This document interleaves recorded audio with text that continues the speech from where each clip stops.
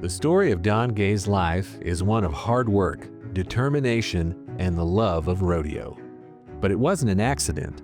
In this world, you are who you are, and you can make of yourself anything you want to do. My dad, he is the ultimate competitor. He sincerely wanted to be known as the greatest bull rider that ever lived. And it was all because my dad started the Mesquite Championship Rodeo in 1958. While the rodeo formed Don's identity from an early age, it also helped form the identity of Mesquite, Texas.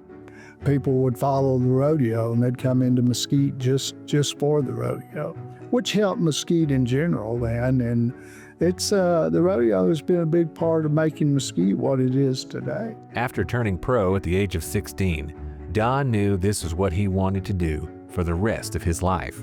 The thought and idea of me being my own boss, charting my own course, paying my own bills, taking my own chances, I felt like that was the American way, and that was me. But he had one last promise to keep. My dad and I made a deal when I turned professional that I was going to graduate high school. I walked across that stage and got my diploma. I gave it to my dad and hugged my mom, got a big kiss, and he said, "Son, you are on your own now." I walked off of that stage and took off and drove to DuQuoin, Illinois. I won $422.10 and called my dad collect on the payphone and told him I'd see him in Oklahoma City in December. That's the highlight of my rodeo career, making that NFR the year that I graduated. Don went on a historic run that saw him compete in 13 National Finals Rodeo Championships from 1972 to 1985, where he won a record 8 world titles. But after winning the 7th world title, it looked like all those years of riding had taken its toll. Said my legs wouldn't ever heal, and I was done. But that all changed after a visit to the White House.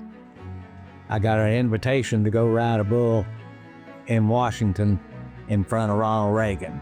I rode my bull, and when the whistle blew, I tipped my hat to the president, jumped off.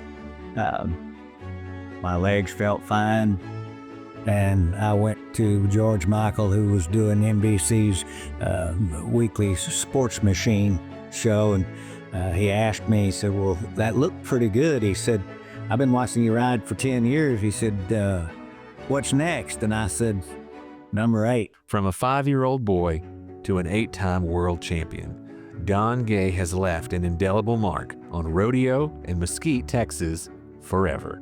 To see him getting inducted into the Mesquite ISD Hall of Honor, it's really kind of a full circle moment.